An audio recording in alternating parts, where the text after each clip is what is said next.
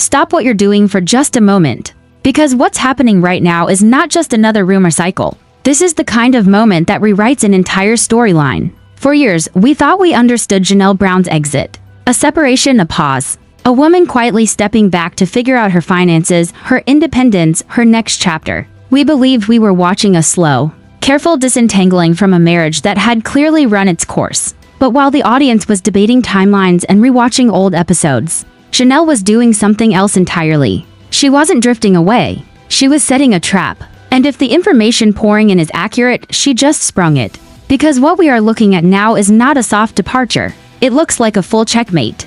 There are photos circulating. There are witness accounts. And most shocking of all, there is the one outcome Kody Brown publicly swore would never happen. A private dinner. A sudden ring moment. And a man whose existence alone flips the entire sister wives narrative on its head. The image that started this firestorm is rough, blurry, clearly taken from a distance. The kind of photo snapped quickly by someone who didn't want to be noticed. But if you actually look at it, really look, the story tells itself. The posture, the proximity, the way Janelle leans in, not defensively, not cautiously, but comfortably. This is not a business conversation. This is not a casual meetup with a realtor or a producer. This is intimate. And according to multiple people familiar with the location, the setting itself says everything. A low-lit steakhouse just outside Flagstaff, known specifically for privacy, deep booths, and discretion. Not a place Kody frequents. Not a place associated with filming. This wasn't accidental. And according to reports, this wasn't just dinner. It was a celebration. What happened after that meal is what has fans absolutely spiraling. Because the whispers about where they went next and what may have happened there are the kind of details that would send Kody Brown into instant freefall. This is no longer just about a photograph. This is about identifying the man sitting across from her. The ring that appeared far too quickly to be coincidence. And the chapel rumor that allegedly triggered a full-blown rage spiral behind closed doors. There is old audio of Kody saying that a betrayal of this magnitude would be a conspiracy against his family. Well, if that's the framework he wants to use, then the threat didn't come from outside. It came from within the circle he thought he controlled. Before we even talk about who this man might be, let's slow down and revisit that dinner. Witnesses say they arrived separately and left together. The choice of restaurant matters. This wasn't random. It was deliberate. High-backed seating, dim lighting, minimal foot traffic. A place designed for secrecy. And yet, despite all of that, Janelle reportedly looked tense. Not nervous in a first date way. Nervous in a watching the doorway. The kind of vigilance you see in someone who has spent decades managing another person's emotional volatility. When you leave a controlling dynamic, your body doesn't immediately understand that it's over. You don't relax until you know you're safe. And then there's the ring. This is the detail that pushed everything from speculation into obsession. In a 6-second clip that surfaced briefly before disappearing, the man reaches across the table. Not dramatically, not performatively. He slides something onto her finger. And here's the part that matters most. Janelle doesn't admire it. She doesn't hold it up. She immediately covers it with her other hand and scans the room, fast, purposeful, almost urgent. That reaction doesn't read as a proposal. It reads like a decision, like a quiet agreement made under pressure. This wasn't about spectacle. This was about sealing something before it could be interfered with. For 30 years, Janelle had to ask. Ask for time. Ask for money. Ask for respect. Ask for affection. And suddenly, in the shadows of a restaurant with no cameras and no approval required, someone is offering her commitment freely. No patriarch. No permission. No performance. Just choice. So who is he? Because that question alone is reportedly driving Kody Brown to the edge. The body language between them tells a story that contrasts sharply with what we've watched for nearly 2 decades. As they exit the restaurant, their hands are linked. Not dragged. Not trailing behind. They walk side by side. His hand rests firmly at her back, not possessive, but grounding, protective, present. It's the kind of physical reassurance we never saw Janelle receive on camera. And fans noticed immediately. The comments flooded in. People saying they hadn't seen her smile like that since the earliest seasons. Others pointing out that she wasn't carrying the emotional weight anymore. She wasn't bracing. She was soft.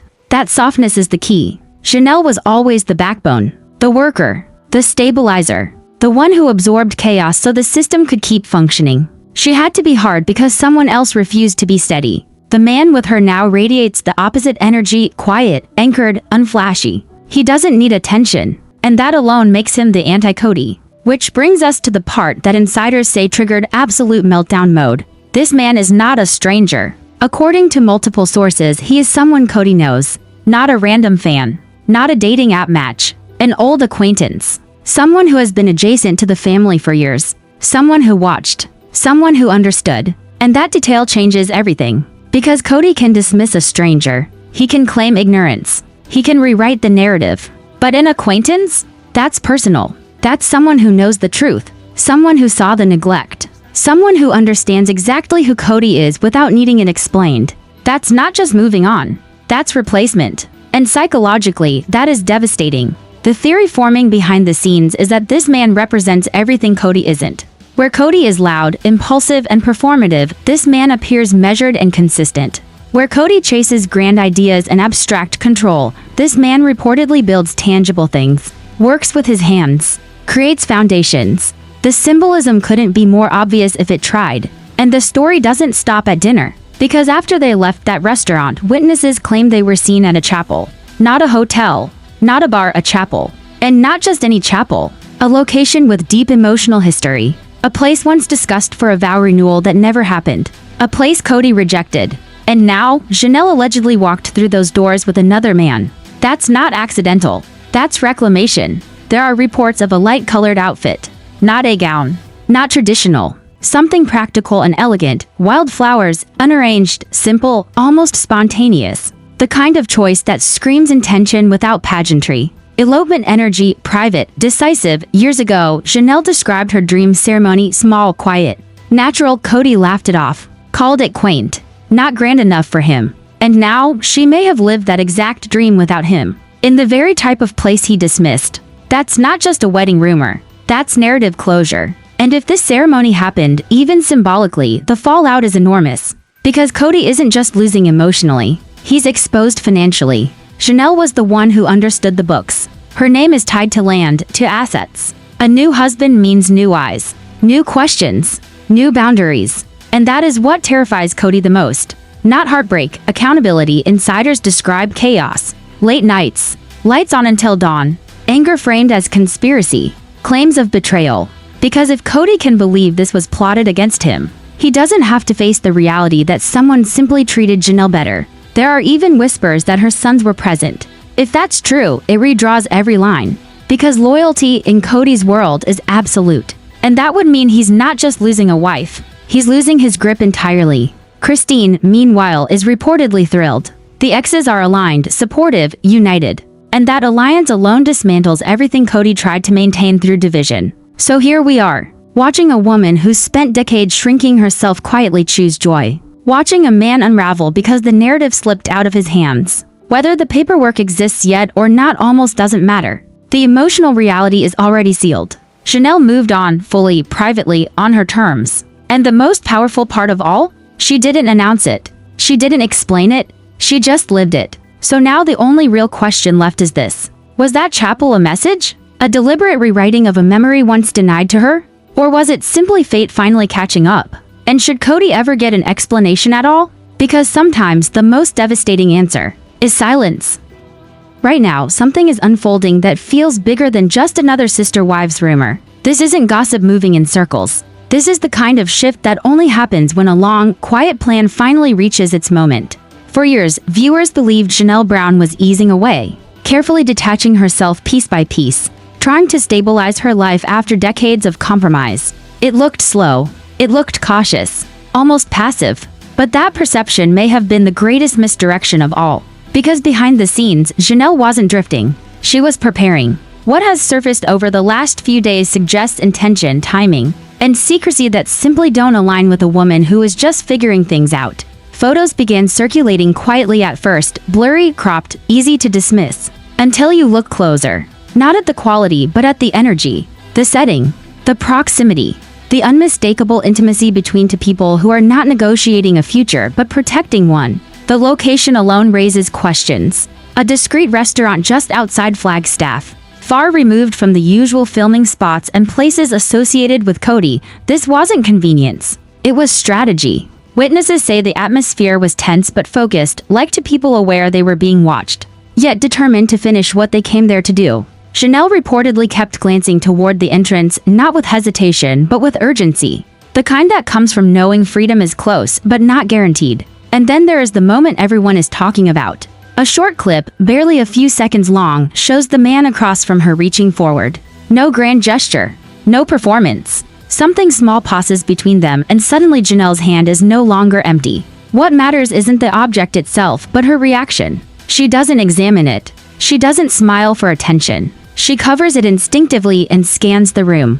That reaction speaks louder than any announcement ever could.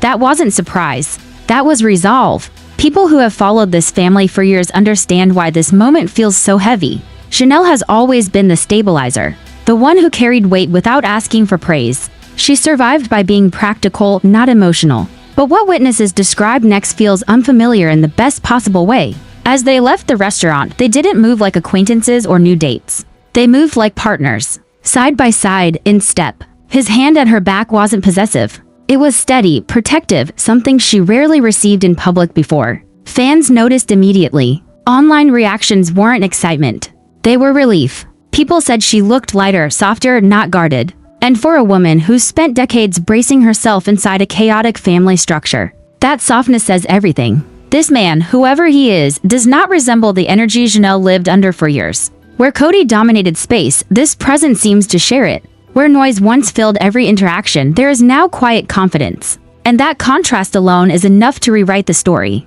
But the most unsettling detail, the one reportedly causing panic behind closed doors, is not the ring or the dinner. It's who this man might be. Because according to sources close to the situation, he is not new. He isn't a random outsider. He is someone connected to the past. Someone who knows the history. Someone who saw what Janelle endured long before cameras framed it for television. That detail changes everything. If true, this isn't just moving on. This is choosing someone who understands without explanation. Someone who doesn't need the last 30 years summarized for context. And that makes this moment far more threatening than a rebound ever could be.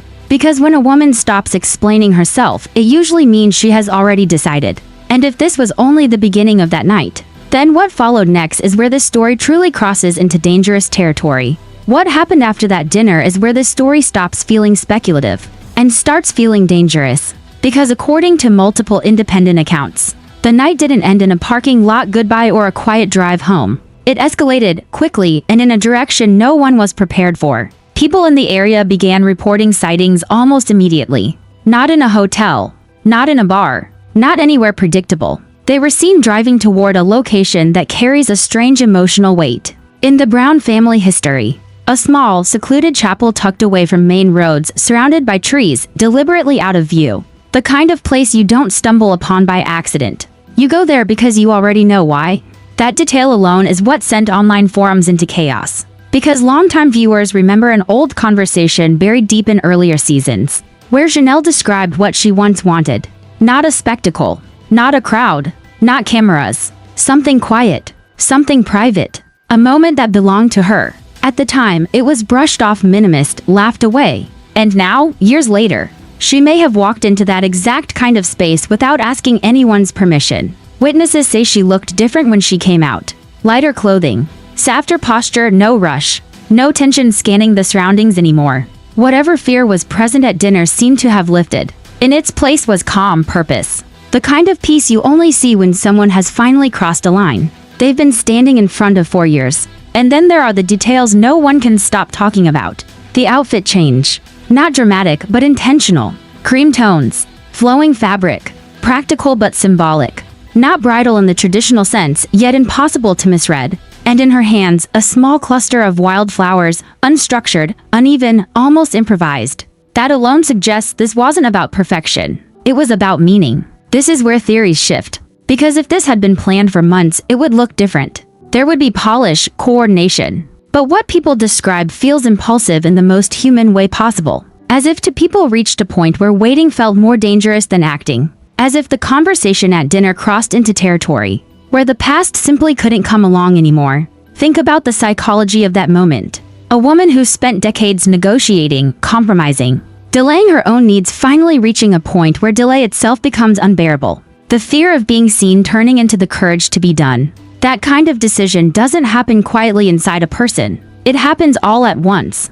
And if this really was some form of commitment ceremony, formal or not, the message behind it is unmistakable. This wasn't done for television. It wasn't staged. There was no announcement, no exclusive interview.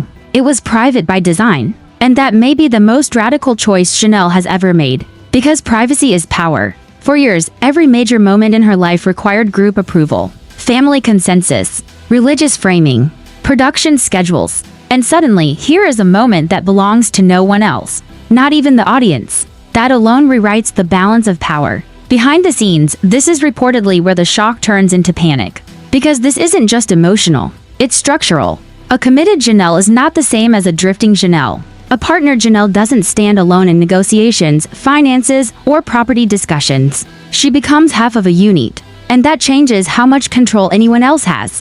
Which brings us to the identity question. Because whispers suggest this man represents everything that destabilizes the old dynamic. He isn't loud. He isn't performative. He doesn't need validation. He doesn't need to dominate the room. His presence, from what we're hearing, is steady, grounded, protective without being controlling. And that contrast isn't subtle. It's jarring. There is also a reason the word acquaintance keeps surfacing. Because someone who already understands the environment doesn't need to be taught how heavy it is. He doesn't need explanations for the emotional toll. He saw it, he lived adjacent to it. And choosing someone like that isn't about revenge. It's about relief. Relief from explaining. Relief from defending. Relief from justifying pain. And now, the ripple effects are spreading outward. Because once this kind of choice is made, it doesn't stay contained. It touches finances, relationships, loyalty, narrative control. And people close to the situation are saying the reaction behind closed doors has been anything but calm. Late nights,